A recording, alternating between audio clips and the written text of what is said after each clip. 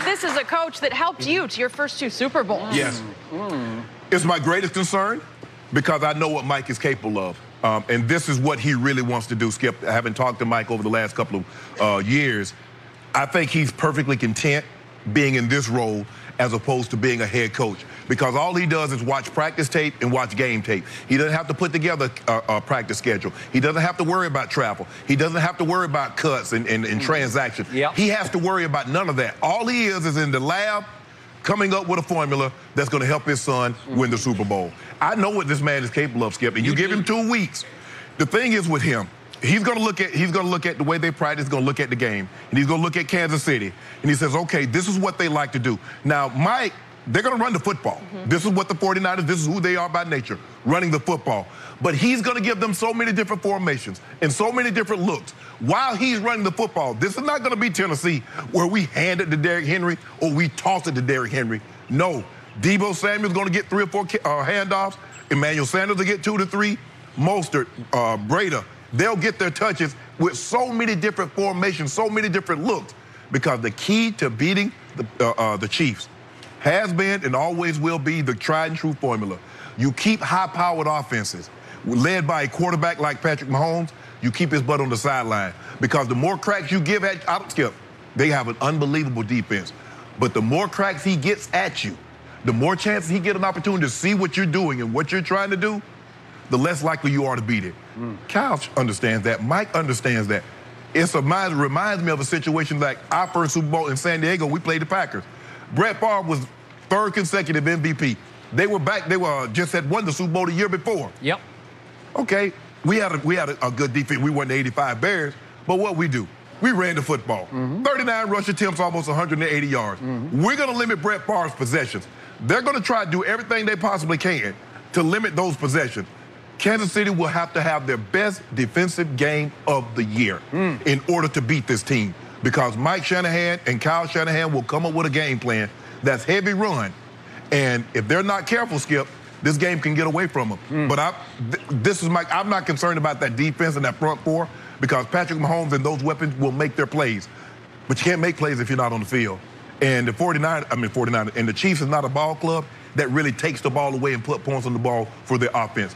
They have to score. So that's my biggest concern, is what Mike Shanahan is doing as we speak. By the way, we've got these reversed. You should have that one. That is true.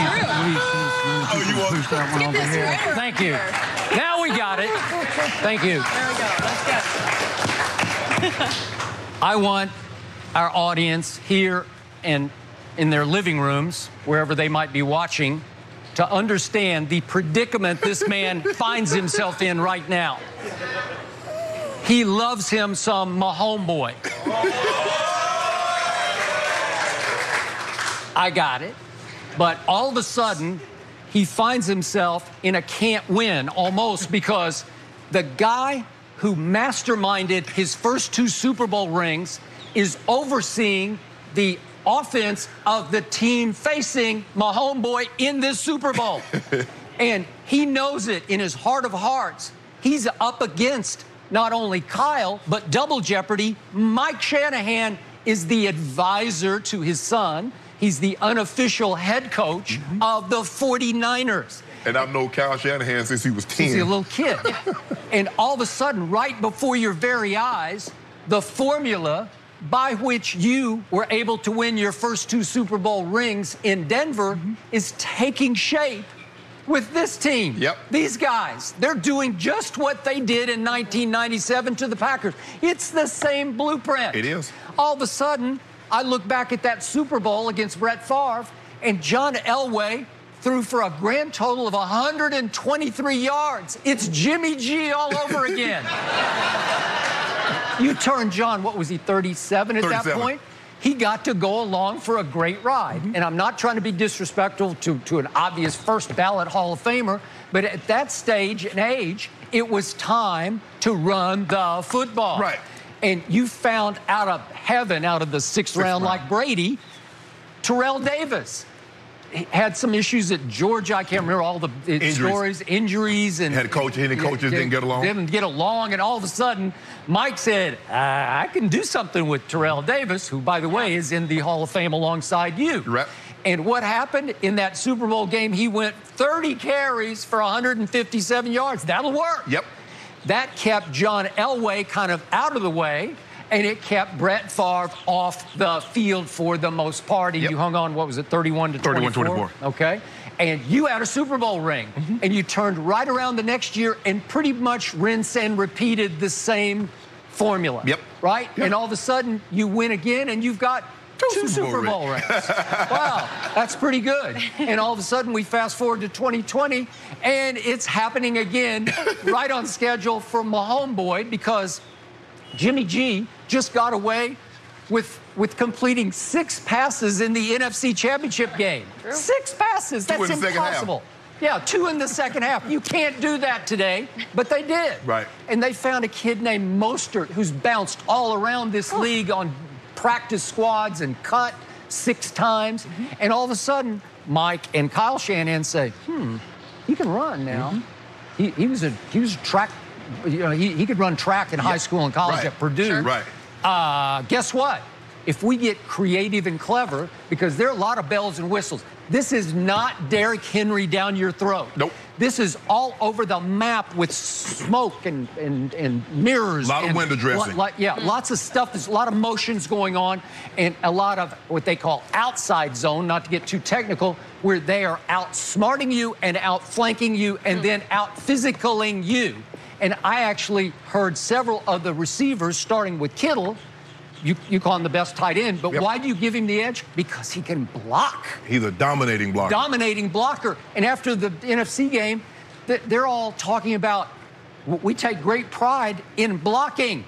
You got to. Well, how many diva receivers today would take pride in blocking? No. Not many, if any. That system is not for everyone. Because in order for you to run the ball, look, the offensive line gets you to the line of scrimmage. But for the kind of runs that Mostert was having in that NFC Championship game, Skip, down the field, you got to have wide receivers that's rooting out strong safeties and knocking people off, holding up on the corners outside. That's the only way you get long runs. That's the only way you get 200-plus yards rushing. Offensive line did a great job getting him to the line of scrimmage unscathed. He had to make no sudden moves. He didn't have to dodge anybody in the backfield.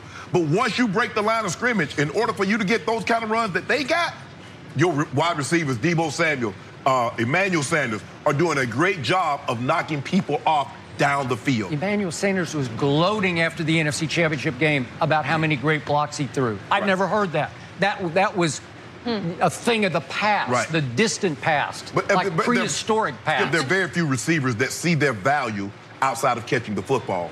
Emmanuel Sanders, Kyle Shanahan has done a great job of convincing his guy, Deebo Samuel, Emmanuel Sanders, to name a few, that you know what, guys, you might not catch 10 balls, but you can help us win the ball game by blocking down the field. Because, see, Skip, when you look at all you see is 10 catches, 150 yards, and 2 touchdowns, and that's your only value, it's hard for you to buy into run blocking.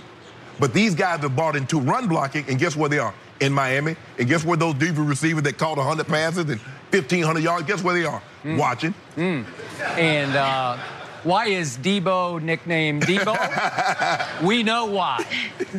He's one bad you-know-what. Yep. And he is as physical a wide receiver, even as a rookie, as I see in the league. Right. So he can run it and he can block it. Yep. And all of a sudden, Mike Shanahan is overseeing, saying, I got the formula for old Sharpe here. So I just might be able to put old Sharpe right back in his place, and maybe I can derail Mahomes. Patrick Jordan, as we're calling him. Right? What is that? Look, they're still going to look. There's one thing that says, okay, this is what we need to do. There's something else to do it. Skip, look, let's not minimize what this guy's done. He's special. They have weapons. I don't know if we've seen a guy this talented have this kind of weapons.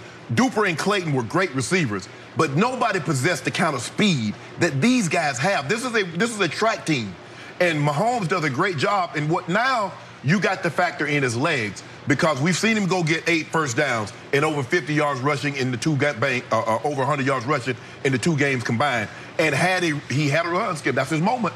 That might be his moment. You know, that 27-yard touchdown run, running like Derrick Henry. I thought he looked baby Henry myself. I saw it again last night, and I thought, are they playing this in slow motion? Because he looked like he was running like a 5.40 maybe. But we all know who he can outrun. Yeah. Well, Don't we? He doesn't really.